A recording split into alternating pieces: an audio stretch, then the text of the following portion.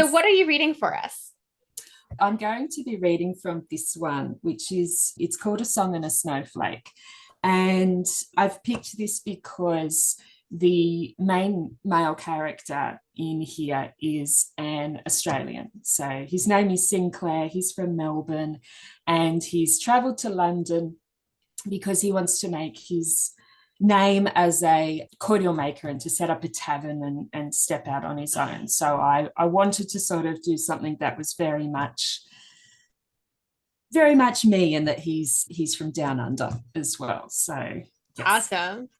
So in this section, he's met Charlize, who lives on Honeysuckle Street, and they run into each other on the street again after an initial meeting. And he's wanting to find his great-grandparents who are buried in Kensal Green, which is one of the cemeteries on the edge of London. And he doesn't know how to get there. So Charlize and her sister Elise are going to have shown him the way so that he can find them. So awesome. Sounds great. The small field of green grass and stone slabs, which had once been at the edge of the bustling expanse of London, lay tucked behind a tall white arch. Progress nibbled at its edges, but inside Kensal Green Cemetery, the congestion and noise of the city seemed to have been banished. The black fingers of branches stretched across the grey sky, and beneath their feet, the matted brown and decomposing autumn leaves muffled each step. Angels, oak leaves, sphinxes, Grecian urns, simple columns. The sculptures of the dead jarred, not because they were alien, but because they were so similar to the graves that surrounded his grandmother where she was buried at Melbourne General Cemetery. What name? Elise called, her voice echoing into the crisp silence. Brown, Sinclair replied. Elise turned, hand on hips. What other name? A Christian name. Mary. Sinclair tapped at the tobacco tin secreted in his coat pocket. Same as my grandma's name, and my mother. Elise ran off again. Beside him, Charlize slowed to his pace. Occasionally, the rhythm of their walk caused them to nudge one another, and each brush of her body against his sent a shimmer through him. If the world were a page, she was a poem imprinted. No, not a poem, a song. She moved like notes lived in her, and as he fell into step, he could feel the beat. Step, step, step. While his heart thudded louder and in its own silent tune, ba-boom, ba-bing. Dappled shadows danced over her gown, and thin fingers of mottled grey and light snaked through her hair. My sister was meant to be named Mary to keep the tradition going, he said, knowing he was veering into babbling, but unable to stop. But my brother Richard kept calling her Scary Mary because she cried so much. When my dad went to register her birth, he stopped to celebrate on the way, and when he came home, it turned out he'd registered her as Sari by mistake. He buried his hands in his coat pockets, regretted his lack of gloves, and studied the dates on the headstones as they passed, then stole a glance, his cheeks warming as they both slung a look at one another in the same instance, only to look away, embarrassed. I liked your wailing, he blurted out, then winced. I mean, your wassailing. Last night, before that daft man's horse got loose, I was mesmerised. Her lips broke into a shy smile. No one says wassailing anymore. We're just carolers. It's my aunt's ensemble. She's very passionate about music and singing. She was in a choir with my mother. It's how her and my father met. Love at first lyric, he asked, his skin tingling at the thought. Not quite, she quipped back, but in time, yes, he adored her. I could adore you, Sinclair thought, his gaze trailing the naked grace of her nape, inching to the tickle of fur at her coat collar, at least twice a night. He coughed and rubbed his knuckles over his forehead. The more he tried to act like a well-mannered gent, the bigger of an oaf he seemed intent on becoming. Over here, Elise called from a few rows over, and Sinclair followed her voice. Mary Brown, 1835. Philip Brown, 1837. Parents of Mary. Gone but not forgotten. Is it them? Does it really say that? He asked. Come see, Elise replied. Gone but not forgotten.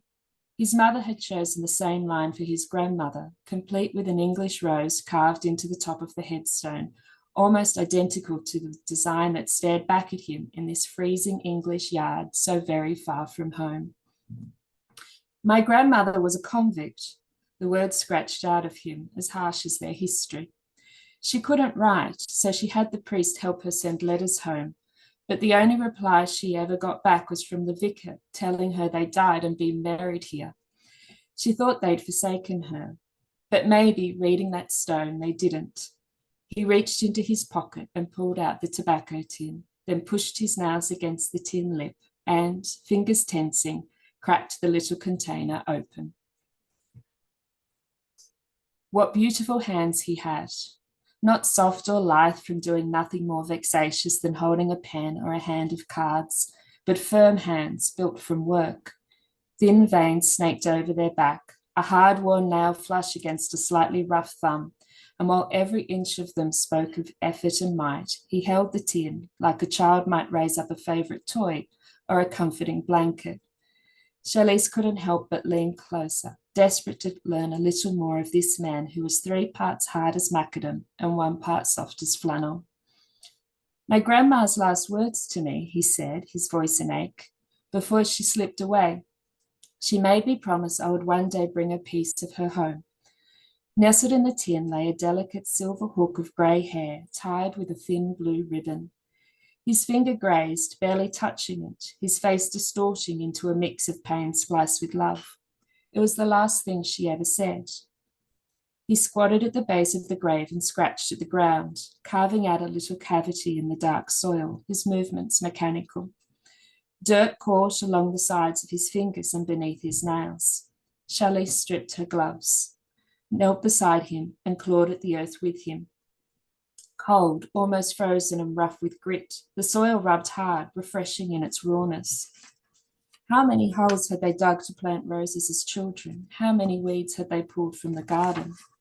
How much distance had been placed between her and the beauty of the ground since her mother's loss? Charlize scooped out one last handful of tumbling soil, then heaped it into a little pile. Sinclair placed the lock in the depression, then kissed his fingers and raised them to the sky. In the next life, Mary Brown, he whispered, and with a firm shove, heaped the dirt over. He remained still, sitting back on his heels, head bowed. The wind whispered through the few remaining leaves and ruffled his hair. Charlize let the coldness infiltrate her, and the frostiness made her fingers tingle. If she stayed here, would she turn to ice? Perhaps she would become a statue amongst the angels, bowing her head in repentance, praying for the redemption that would only come at the end of a church aisle. A cheerful trill broke the silence. Above them, a robin chirped as it hopped between branches, and little plumes of mist escaped from its beak.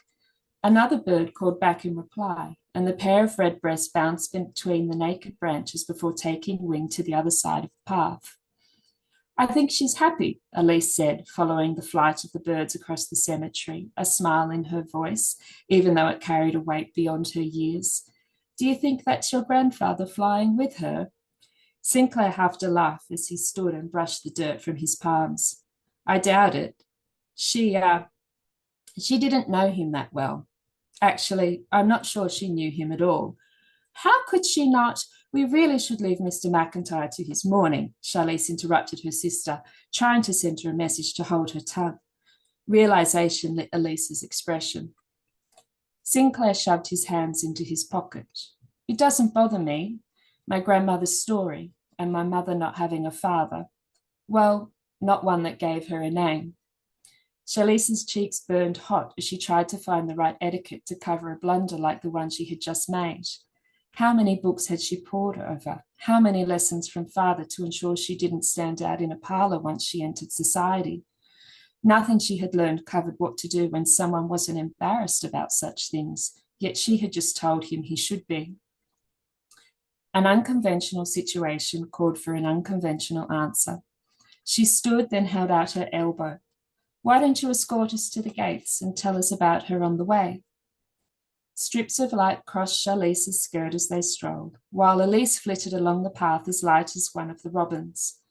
For a man not wearing gloves, heat still beat from his light hold around her bicep, each tiny indentation of his fingers like a brand through her sleeve. A warm fizzle traced her spine. She should declare herself promised, but apart from accepting their offer of assistance, what right did she have to assume he thought anything more of her? Would she embarrass him again with her arrogance? And she couldn't shake the thought that perhaps, if everything hadn't gone so horribly wrong, this is what courting would have been like, all shy smiles and fumbled etiquette. Was there any harm in just enjoying this moment? "I prefer you call me Sinclair," he said, his voice a warm drizzle through the cold air. "My father is Mr. McIntyre. It doesn't sound right to my ears." "Call me Chalice," she said, half turning towards him. "Your grandmother sounds fascinating." He laughed, and she could hear the easing of the burden in his voice. She was something. I suppose she had to be. She was transported at 18. Because of her relationships? That came later, he said, shaking his head. And I think it was just one or two redcoat gents she became friendly with, just enough to help her get by. Her crime was breaking stocking machines in Leicestershire when steam engines put families out of work. She was protesting the changes that made her family homeless and drove whole villages into the city to look for work. But if you think my grandmother is something, she's barely a speck on my mother, he continued, his voice thick with pride. She was 16 when she married my father, and only a few years older than the boys she was to become a mother to. And they gave her a time, but she stuck with it. And now they're like a bunch of kittens around her, meek as you please. "Was your father transported too?" she asked, her curiosity edging out all thoughts of proper conversation. "No, although he may well have been for all the choice he and his first wife had. The laird had the whole village cleared out and paid everyone's passage to the other side of the world. A new start," he said, even though they'd never wanted to go. So the illustrious heritage of Sinclair McIntyre includes a rebellious convict grandmother from Leicestershire, an illegitimate mother, and a Scottish father turned out in the clearances. She tapped off each point as she spoke. It was a mismatch of composite parts, every single piece at odds with what was considered respectable and desirous to men like her father and the Baron. Yet she'd never felt more comfortable in another's company. "And you sound like any gent I've met in a ballroom." "My mother insisted Sarah and I be educated, not at home like the boys." His rounded accent, formal English tinted with the old clipped word, settled into the confession. "We're quite the conversation at home. My mother sounding as rough as any street urchin, and my father and brother's brogues as thick as if they'd just walk out of the Highlands, and Sarah and I like a proper pair of toffs, even though she spends her days bottling and boiling in the kitchen, and I spend mine in the warehouse dodging horses."